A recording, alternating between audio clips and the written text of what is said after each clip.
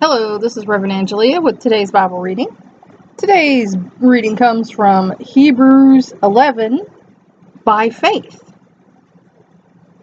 Now faith is being sure of what we hope for and certain of what we do not see.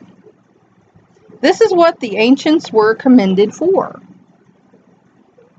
By faith we understand that the universe was formed at God's command, so that what is seen was not made out of what was visible. By faith, Abel offered God a better sacrifice than Cain did. We know how that worked out.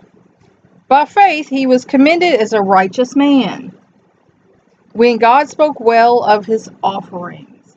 So that's something to keep in mind. Oh my gosh.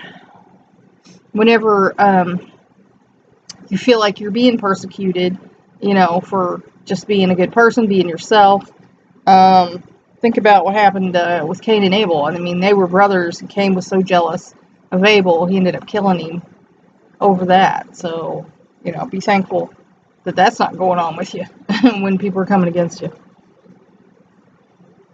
And by faith, he still speaks, even though he is dead. By faith, Enoch was taken from this life, so that he did not experience death. He could not be found, because God had taken him away. But before he was taken, he was commended as one who pleased God. And without faith, it is impossible to please God. And because anyone who comes to him must believe that he exists and that he rewards those who earnestly seek him. Earnestly. By faith, Noah, here, got a little itch. When warned about things not yet seen, in holy fear built an ark to save his family. Remember, everybody thought he was crazy, but it turns out he wasn't. Yeah, itchy today. I was out yesterday. I guess I got allergies happening. By his faith, he condemned the world and became heir of the righteousness that comes by faith. By faith, Abraham, when called to go to a place he would later receive as his inheritance, obeyed and went, even though he did not know where he was going. By faith, he made his home in the promised land like a stranger in a foreign country.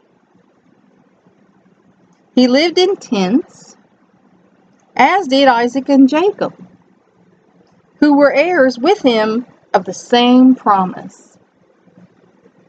For he was looking forward to the city with foundations, whose architect and builder is God.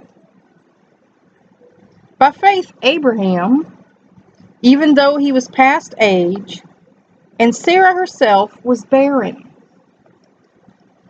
was enabled to become a father because he considered him faithful who had made the promise. And so from this one man, and he as good as dead, came descendants as numerous as the stars in the sky and as countless as the sand on the seashore. All these people were still living by faith when they died. They did not receive the things promised. They only saw them and welcomed them from a distance. And they admitted that they were aliens and strangers on the earth. People who say such things show that they are looking for a country of their own. If they had been thinking of the country they had left, they would have opportunity to return.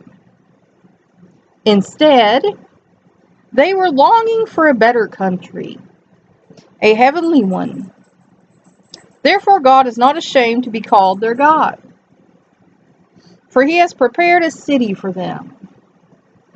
By faith, Abraham, when God tested him, offered Isaac as a sacrifice. He who had received the promises was about to sacrifice his one and only son. And I imagine, we can only imagine that. God says, oh, by the way, that kid I gave you that you've been waiting for all your life? I want you to take him up on this mountain and kill him as an offering to me. I don't know if many of us would be okay with that. Even though God had said to him, it is through Isaac that your offspring will be reckoned.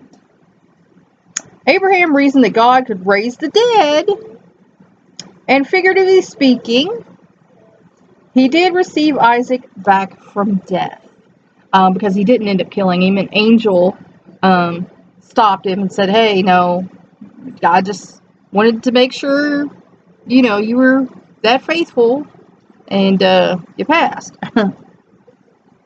By faith, Isaac blessed Jacob and Esau in regard to their future. By faith, Jacob, when he was dying, blessed each of Joseph's sons, and worshipped as he leaned on the top of his staff. By faith, Joseph, when his end was near, spoke about the exodus of the Israelites from Egypt and gave instructions about his bones, because they wanted them taken out of Egypt into the promised land. By faith, Moses' parents hid him for 3 months after he was born, because they saw he was no ordinary child, and they were not afraid of the king's edict. By faith, Moses, when he had grown up, refused to be known as the son of Pharaoh's daughter. He chose to be mistreated along with the people of God rather than to enjoy the pleasures of sin for a short time. He regarded disgrace for the sake of Christ as of greater value than the treasures of Egypt, because he was looking ahead to his reward. By faith he left Egypt, not fearing the king's anger. He persevered because he saw him who is invisible. By faith he kept the Passover and the sprinkling of blood, so that the destroyer of the firstborn would not touch the firstborn of Israel. Excuse me, got an itch here. By faith the people passed through the Red Sea as on dry land. But when the Egyptians tried to do so, they were drowned. By faith the walls of Jericho fell, after the people had marched around them for 7 days. By faith the prostitute Rahab, because she welcomed the spies, was not killed with those who were disobedient. And what more shall I say? I do not have time to tell about Gideon, Barak, Samson, Jephthah, David, Samuel, and the prophets, who through faith conquered kingdoms, administered justice, and gained what was promised, who shut the mouths of lions, quenched the fury of the flames, and escaped the edge of the sword, whose weakness was turned to strength, and who became powerful in battle and routed foreign armies. Women received back their dead, raised to life again. Others were tortured and refused to be released, so that they might gain a better resurrection. Some faced jeers and flogging, while still others were chained and put in prison. And we can face jeers and, flogging, maybe not with, the cat o' nine tails or with scourging whips, but we can get flogged by people verbally, emotionally, and it hurts, just as much, if not more. They were stoned, they were sawed in two, and they were put to death by the sword. So, their justice back then was a little rougher than it is nowadays. They went about in sheepskins and goatskins, destitute, persecuted, and mistreated. The world was not worthy of them. They wandered in the desert and in mountains, and in caves and holes in the ground. These were all commended for their faith. Yet none of them received what had been promised. God had planned something better for us, so that only together with us would they be made perfect. And that's going to happen at the end of time, when the Lord takes everyone and we have the day of judgment. Now, actually, some people want to argue and say all those people are going to hell.